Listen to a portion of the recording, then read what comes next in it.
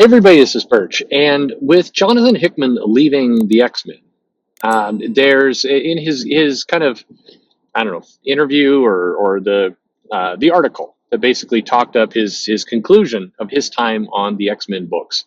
He mentioned he'd be doing other special things for Marvel. Now, what does that mean exactly? And we don't know. But what a lot of people started immediately doing was kind of fan casting, like what could Hickman do? And it was interesting to watch, particularly after.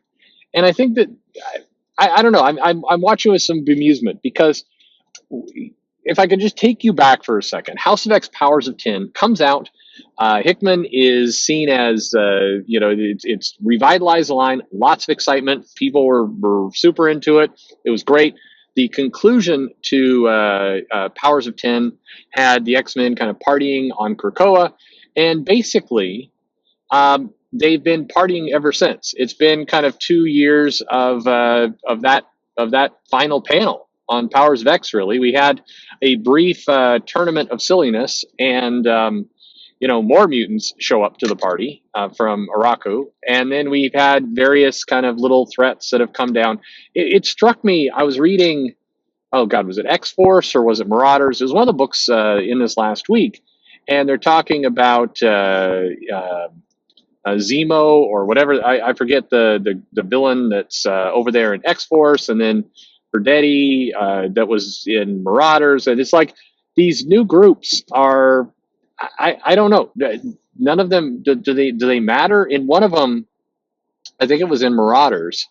The Verendetti, I think, is that what it is? Anyway, at one point, one panel says, "Oh, there's Reavers." And it's like, you mean the group, the Reavers, or these villain threats are meaningless. They show up, and some of them are vaguely plant based, and they do stuff, and there's no deep kind of threatening concern. One of the challenges of the House of X Powers of 10 thing, I'm getting off track here, but it's like Solemn that was introduced over in Wolverine feels like a more legitimate kind of longer term character threat. We'll see if it holds, but there's that. And certainly we have the Orcus stuff that Hickman introduced in House of Powers of 10, House of X. And then we have the Children of the Vault, which is kind of reclaimed from, a run, 20 years earlier. And that made a brief appearance. And those seem like the legitimate kind of bigger threats here. But otherwise, I have a little bit in Hellions, this like crazy X-Men group, the evil mutants that are going on there. I forget the name of them.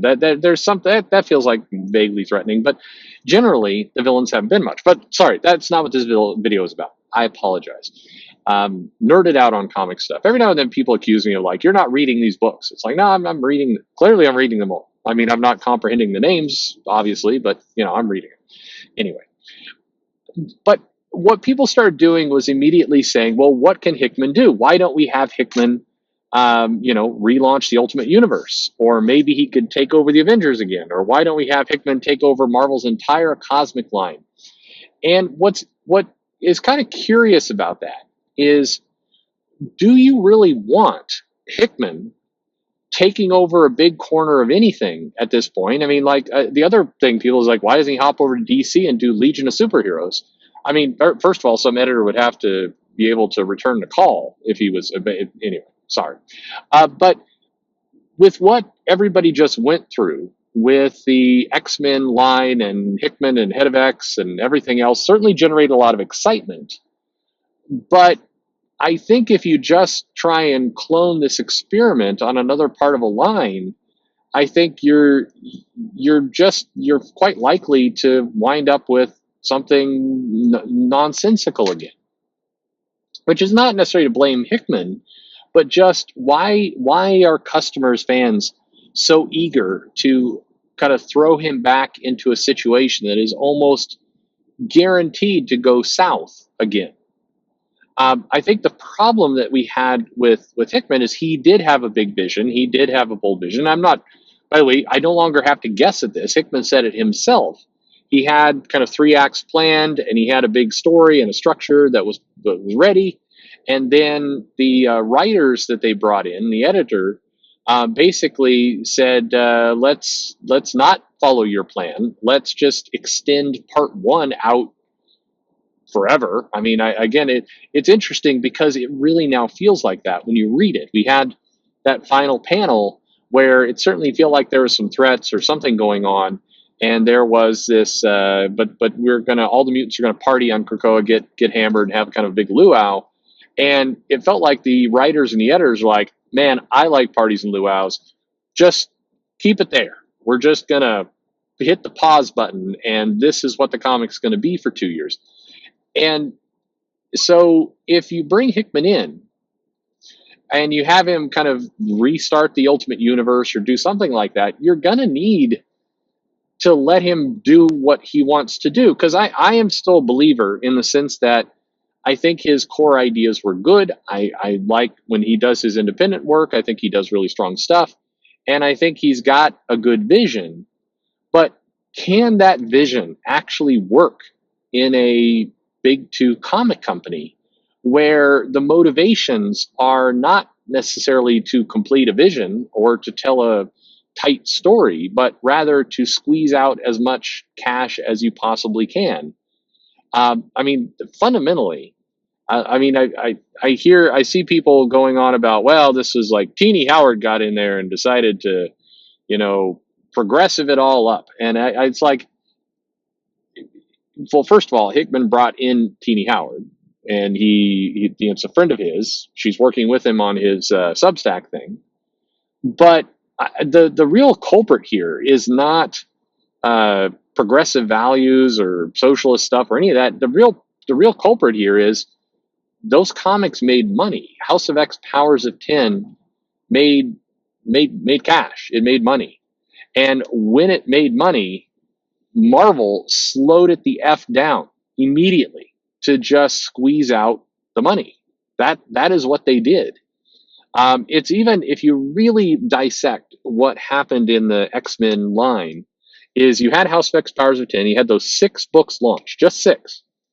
And the first couple months of those books did feel like they were trying to get somewhere. There was a New Mutant storyline that was kind of trucking along, that was going to put Sunspot in command of the Shi'ar Empire or something along those lines. We had in the X-Men, they were in Hickman's books, they were trying to introduce threats. We did get that Children of the Vault thing right out the gate. We did get some other kind of bigger threats. We got concerns about Orcus and other stuff. It started out like we had Professor X get shot, and then can they resurrect him? And there was some urgency in the first like 2-3 months. But by the time you hit like November and December, it was quick. Let's throw in 12 more books. Let's not progress things forward. You remember Chip Zdarsky's whole X-Men Fantastic Four series where, Professor X was definitely doing something shady there, and it's like there was a lot of movement that was taking place in the line that came to a colossal screeching halt. And why did that happen? Because it was successful. And the idea is, well, we can't speed this thing along to be done. We need to make as much money as humanly possible. Let's throw in 3 more books. Where's Leah Williams? Let's get her in here. She can make a couple books, and let's bring in Vita Ayala. She can make a book, and just let's throw as much as we can into this mix. That's what happened. And again, as a corporate company, I mean, you can't necessarily fault them for wanting to make as much cash as they can. However, if we're now going to fan cast what Hickman should do next at Marvel, why do we want him coming in and architecting another part of the universe where the end result? I mean, why would even Hickman want this? Well, money. But if Hickman comes in, it's like, we want you to kind of take over the whole cosmic side of things and redo it and create some great titles out of it.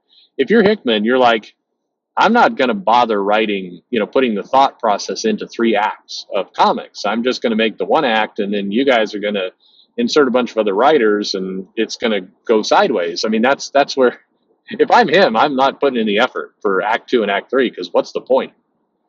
But I'm curious your opinion because a lot of people right now that was the immediate reaction when that Hickman interview came out, which is what can he fix now at Marvel? And I guess my question is, do you want him fixing anything? If it was me, I would say I'd love to see him take a book, not try and make a universe. Do not try and turn into Hickman's showrunner of another 12 titles. I would just, I mean, put him on a book that he really wants to do. What does he want to do? Does he want to do Thor? If you're going to put him on Thor, don't try and make Thor and the Asgard line of comics. Just Thor. Just let's get 24 straight issues of amazing Hickman run of something. I mean, the tragedy of some of this X-Men stuff is, I guess my question to you, do you think any of us will ever know what Hickman's original 3-act plan is going to be? Do you think that information is ever going to come out? Will it come out on Substack?